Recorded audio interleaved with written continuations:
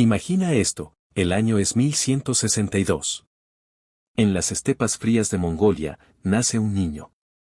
Su padre será asesinado cuando él tenga solo 9 años.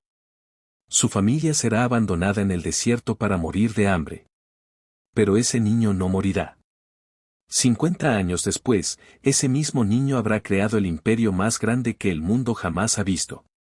Un imperio que conquistó el 22% de la superficie terrestre del planeta.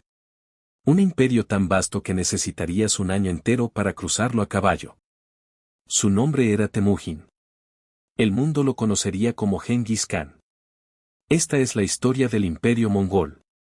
Para entender cómo un pueblo nómada conquistó medio mundo, primero debemos entender las estepas de Mongolia en el siglo XII. Este era un mundo brutal, donde la vida era corta y la muerte común.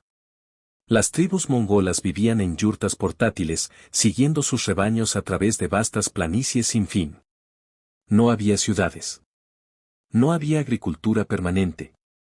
Solo existía la estepa, el cielo infinito, y la constante lucha por la supervivencia. En 1162, en este mundo implacable, nace Temujin. Su padre, Yesugei, era el líder de un pequeño clan. Según la leyenda, Temujin nació con un coágulo de sangre en su mano, una señal que los chamanes interpretaron como presagio de grandeza. Pero el destino tenía otros planes. Cuando Temujin tenía solo 9 años, su padre fue envenenado por los tártaros, una tribu rival. La muerte de Yesugei cambió todo. Los seguidores de su padre abandonaron a su viuda, Oelun, y a sus hijos, dejándolos a su suerte en el desierto. Esta fue una sentencia de muerte. Oelun se encontró sola con 7 bocas que alimentar. La familia sobrevivió comiendo raíces silvestres, pescando en ríos helados, y cazando pequeños animales. Temujin, el hijo mayor, tuvo que crecer rápidamente. A los 9 años, ya no era un niño. Era un superviviente. Cuando era adolescente, Temujin mató a su medio hermano Bekter en una disputa sobre comida. Este acto brutal mostró algo fundamental: haría cualquier cosa para sobrevivir, y no toleraría desafíos a su autoridad. Fue capturado y esclavizado por una tribu rival. Logró escapar. Fue perseguido y cazado como un animal. Pero cada vez, sobrevivió. Durante estos años oscuros, Temujin aprendió lecciones que definirían su imperio. Aprendió que la lealtad era más valiosa que la sangre. Aprendió que la meritocracia funcionaba mejor que la aristocracia. Y aprendió algo más, que las tribus mongolas, siempre divididas, podrían ser imparables si alguien pudiera unirlas. A los 20 años, Temujin comenzó a construir su propio poder. Se casó con Borte, su prometida de la infancia, uniendo 2 clans. Cuando Borte fue secuestrada, Temujin reunió un ejército y la rescató, ganándose respeto y seguidores. Pero Temujin no se contentaba con ser otro líder tribal. Tenía una visión más grande: todas las tribus mongolas unidas bajo un solo líder. Él sería ese líder. Entre 1200 y 1206, Temujin libró una campaña brutal para unificar las tribus mongolas. Ofreció términos generosos a quienes se unían voluntariamente: respeto, igualdad y parte del botín. Pero para aquellos que resistían, no mostraba misericordia. Cuando derrotó a los tártaros, ordenó la ejecución de todos los varones más altos que la rueda de un carro. Pero también mostró innovación radical. Rompió con las tradiciones tribales. En lugar de depender solo de su clan, promovió a hombres basándose en habilidad y lealtad. Un pastor podía convertirse en general. Un enemigo capturado podía unirse al ejército mongol y ascender. Esta meritocracia era revolucionaria. En 1206, las tribus mongolas celebraron un gran Kurultai, una asamblea de líderes. Allí, Temujin fue proclamado Genghis Khan, que significa Khan universal. Inmediatamente reorganizó su nuevo estado. Creó el Yasa, un código de leyes que aplicaba a todos por igual. Estableció castigos severos para crímenes. Por primera vez, había ley y orden en las estepas. Lo más importante fue su reorganización del ejército. Creó un sistema decimal perfecto. 10 hombres formaban un arban. 10 Arvans formaban un Jagún de 100. 10 Jaguns formaban un Mingan de 1000. Y 10 Mingans formaban un Tumen de 10.000 guerreros. Esta estructura permitía coordinación sin precedentes. Los mongoles desarrollaron tácticas revolucionarias. Sus arqueros montados podían disparar flechas con precisión mortal mientras galopaban. Usaban señales con banderas y tambores para coordinar maniobras complejas. Empleaban la finta de retirada, fingiendo huir para atraer enemigos a emboscadas. Y usaban extensas redes de espías. Antes de atacar un territorio, sabían exactamente cuántas tropas tenía el enemigo y dónde estaban sus debilidades. Con este formidable ejército, Gengis Khan miró más allá de Mongolia. Su primer objetivo fue la dinastía Jin en el norte de China. Los Jin habían dominado a las tribus mongolas durante décadas. En 1211, los mongoles invadieron. Los chinos no esperaban que unos bárbaros de las estepas pudieran amenazarlos. Estaban equivocados. Los mongoles no luchaban como otros ejércitos. Usaban la devastación sistemática del campo. Destruían cultivos, desviaban ríos y masacraban poblaciones para sembrar el terror. Las ciudades que resistían eran arrasadas. Aquellas que se rendían pagaban tributo. Para 1215, Gengis Khan había capturado Beijing. Pero fue la siguiente conquista la que aterrorizaría al mundo, el Imperio Joresmio. Este imperio controlaba gran parte de Asia Central y era rico y poderoso. Inicialmente, Gengis Khan buscaba comercio, no guerra. Envió una caravana de comerciantes con regalos. Pero el gobernador de Otrar ejecutó a todos los comerciantes y robó sus bienes. Gengis Khan envió embajadores exigiendo justicia. Elsa no solo se negó, sino que ejecutó al embajador principal. Este fue un error fatal. En 1219, Gengis Khan movilizó 200.000 guerreros y cruzó hacia el territorio joresmio. Lo que siguió fue una de las campañas más devastadoras en la historia. Las ciudades que resistían eran completamente destruidas. En Nishapur, donde un nieto de Gengis Khan había sido asesinado, los mongoles construyeron pirámides con cráneos. En Bukhara, Gengis Khan entró en la mezquita principal y declaró: «Yo soy el castigo de Dios». La campaña fue genocida en su brutalidad. Se estima que millones murieron. Ciudades enteras desaparecieron. Pero la violencia tenía un propósito estratégico. Las ciudades que escuchaban sobre Nishapur o Bukhara a menudo se rendían sin luchar.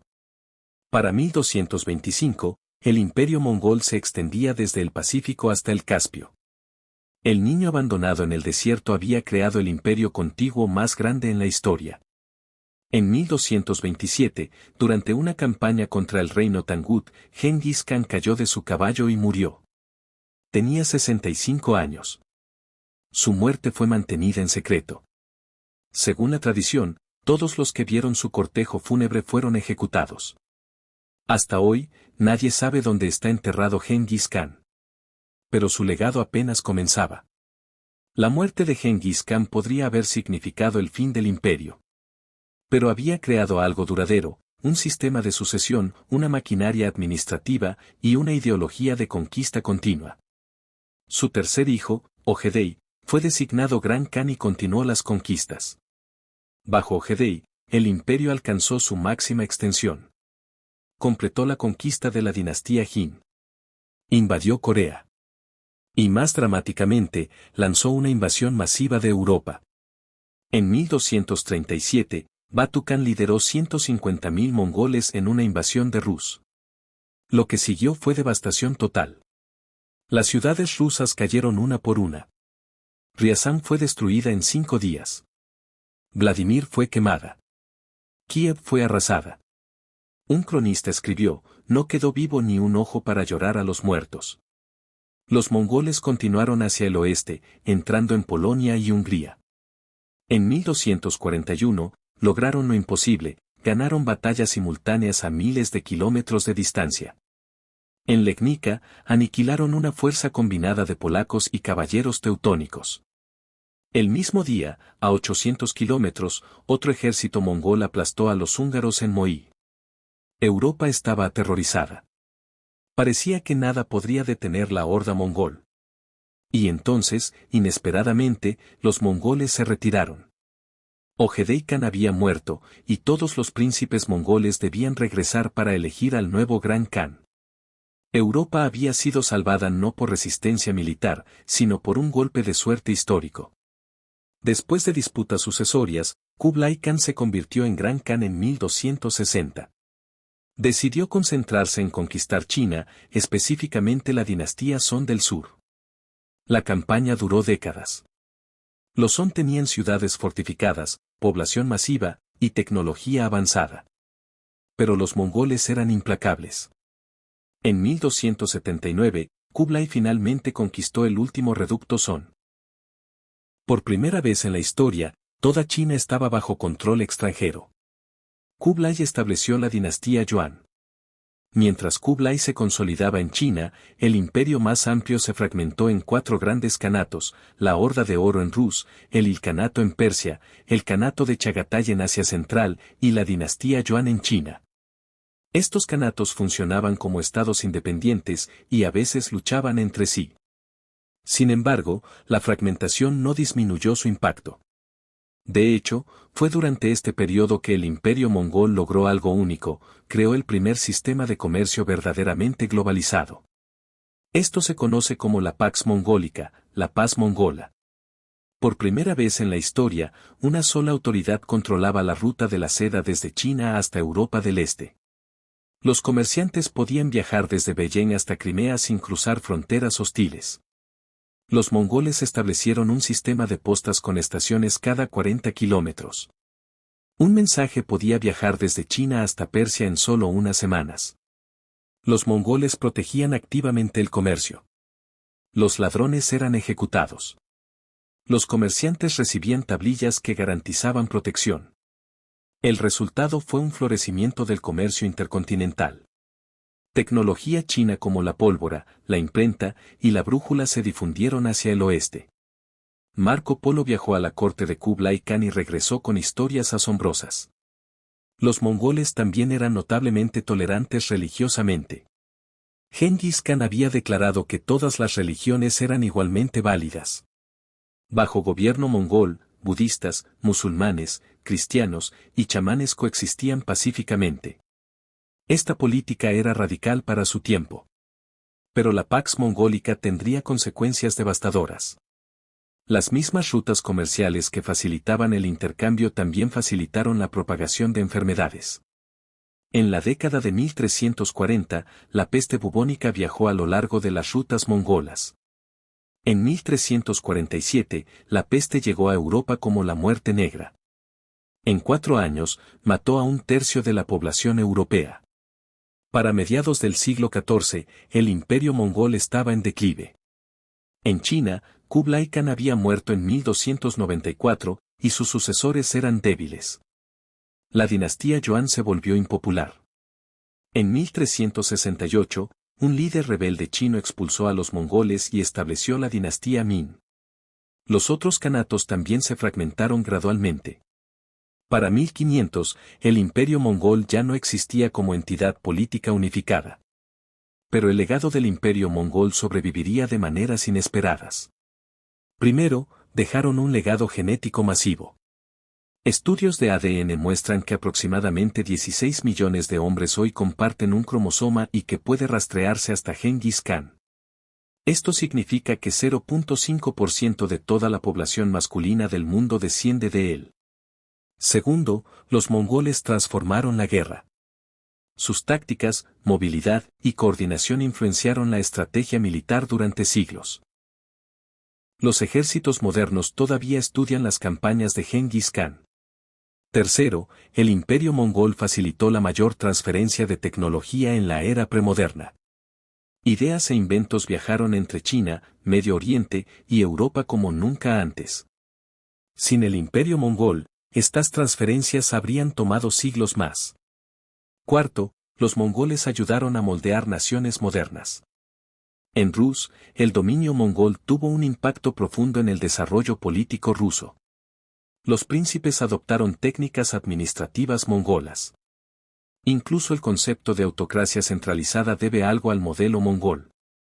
En China, los mongoles habían unificado el país por primera vez en siglos. Las dinastías posteriores mantendrían esta unificación. En Medio Oriente, el saqueo mongol de Bagdad en 1258 marcó el fin de la Edad de Oro islámica. Este evento traumático remodeló el mundo islámico. Quinto, los mongoles crearon la primera economía globalizada. Europa, que había estado aislada, de repente tuvo acceso a las riquezas de Asia. Los relatos de viajeros fascinaron a los europeos. Algunos historiadores argumentan que esta exposición impulsó la era de los descubrimientos. Cristóbal Colón llevaba una copia del relato de Marco Polo cuando navegó hacia el oeste. Pero el legado mongol también incluye aspectos oscuros. Las conquistas fueron increíblemente destructivas. Se estima que 30 a 40 millones de personas murieron, aproximadamente el 11% de la población mundial. Ciudades enteras fueron borradas. Culturas antiguas fueron destruidas. Algunos historiadores consideran las conquistas mongolas como uno de los mayores desastres en la historia humana. ¿Cómo debemos evaluar el legado del imperio mongol? Es complicado. Los mongoles destruyeron y crearon. Mataron millones pero también conectaron el mundo. Aplastaron civilizaciones pero facilitaron el intercambio de ideas que impulsarían el Renacimiento. Gengis Khan sigue siendo una figura controversial. En Mongolia, es venerado como héroe nacional. Su rostro está en la moneda. Para los mongoles, tomó a un pueblo fragmentado y los convirtió en una potencia mundial. Pero en muchas regiones que conquistó, es recordado como un monstruo responsable de genocidio masivo. Ambas perspectivas tienen verdad. Lo que no se puede negar es la escala de su logro. En 1200, los mongoles eran tribus nómadas desconocidas. Para 1280, gobernaban el 22% de la superficie terrestre del planeta. En solo 80 años, habían conquistado más de 24 millones de kilómetros cuadrados. Ningún imperio antes o después conquistó tanto territorio en tan poco tiempo. ¿Cómo lo hicieron? Parte de la respuesta está en su superioridad militar. Pero muchos ejércitos poderosos han fracasado en construir imperios duraderos. Los mongoles tuvieron éxito porque eran pragmáticos. Adoptaban tecnologías de los pueblos que conquistaban. Empleaban administradores locales. Eran tolerantes religiosamente. Promovían basándose en mérito. También entendían el poder de la reputación. Una ciudad que se rendía era tratada con generosidad. Una que resistía era destruida. Y fundamentalmente, Gengis Khan creó algo más que un ejército. Creó una identidad. Tomó tribus que se veían como enemigas y las convenció de que eran parte de algo más grande. Hoy, más de 750 años después de la muerte de Gengis Khan, el imperio mongol permanece como uno de los fenómenos más extraordinarios en la historia humana. Es una historia de un niño abandonado que se convirtió en el conquistador más grande del mundo. De tribus nómadas que dominaron civilizaciones antiguas. De arqueros a caballo que conquistaron medio mundo. Es una historia de brutalidad y genio. De destrucción y creación. De cómo un pueblo, surgido de uno de los lugares más inhóspitos de la Tierra, cambió el curso de la historia mundial para siempre. El imperio mongol nos recuerda que en la historia, nada es inevitable. Un solo individuo, con suficiente visión, determinación y brutalidad, puede cambiar el mundo. Gengis Khan lo hizo. Y el mundo nunca volvería a ser el mismo.